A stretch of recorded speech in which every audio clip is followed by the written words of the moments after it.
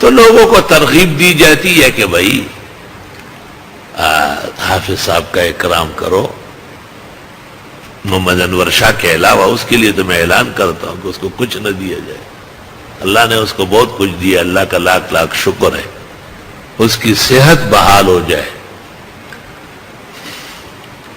اور ہمارے جو قاری محی الدین صاحب ہے, اللہ ان کو جزائے خیر دے, اور بہترین چند حفاظ پاکستان میں سے ایک ہے, تو ان کو جتنا دیا جائے کم ہے.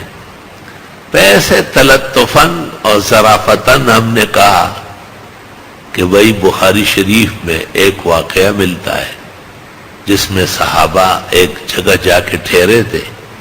قریبی آبادی میں ایک شخص کو سانپ نے ڈسا.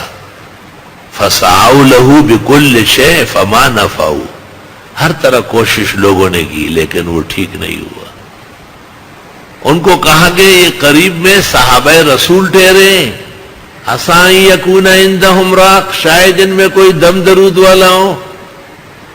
تو وہ لوگ آئے اور انہوں نے کہا ان امیرنا قد لدغ, بخاری, ہمارے بڑے کو سانپ نے ڈسا ہے. حل فیکم راق, ہے کوئی دم جاڑ والا؟ حضرت ابو سعید خدری رضی اللہ تعالیٰ عنہ نے کہا کہ بالکل دم والا موجود. میں کہتا ہوں ٹیلی ویژن کے سامنے ڈانسر, تم میں بھی ایسی صلاحیت ہے؟ تیرے یہ پلیت منہ ٹیلی ویژن سے پیسے لیتے ہو اور قرآن شریف کے ہدایہ اور تعظیم و تکریم کو 100 دفعہ غلط ہے, 200 دفعہ غلط ہے. یہ زیادت خود غلو گمراہی کی دلیل ہے.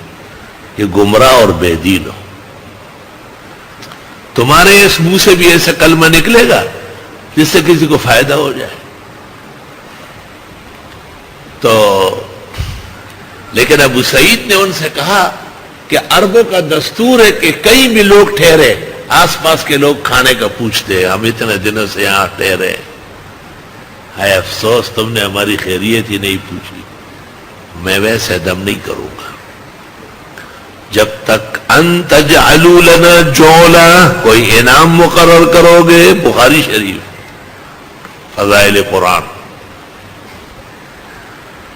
چنانچہ فیصلہ ہوا کہ اگر ہمارے بڑے کو صحت مل گئی آپ کے دم سے تو ایک ریوڑ بیڑ بکریوں کا پورا دیں گے. اب غور سے سنے واقعہ. چنانچہ 3 دن تک صبح و شام ابو سعید گئے اور اس سانپ کے ڈسے کو دم کیا اور وہ ٹھیک ہو گیا. ڈاسے کھلے ہوئے بدنیا کی دا منحوسا خلا دا پلیتائی نہ ڈکا خلا سلزلہ غلط فتوہ دا ستا ٹھیکہ دا سخیر ہو دے. اتنی نہ بڑا پا کئی داما کی حکایت, اور ابا کو ذرا دے کو ذرا بند ابا دے.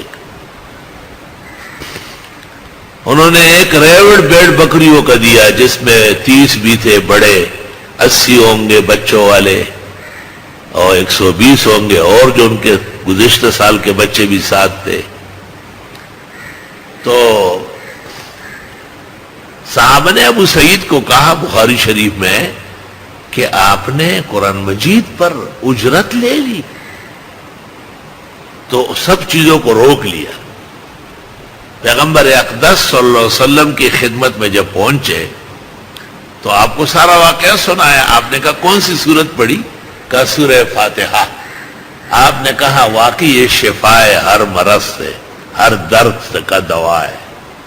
اور آپ نے کہا کہ آپس میں تقسیم کرو اور وَضْرِبُوا لِي سَحْمًا, میرا حصہ بھی مجھے دے دو.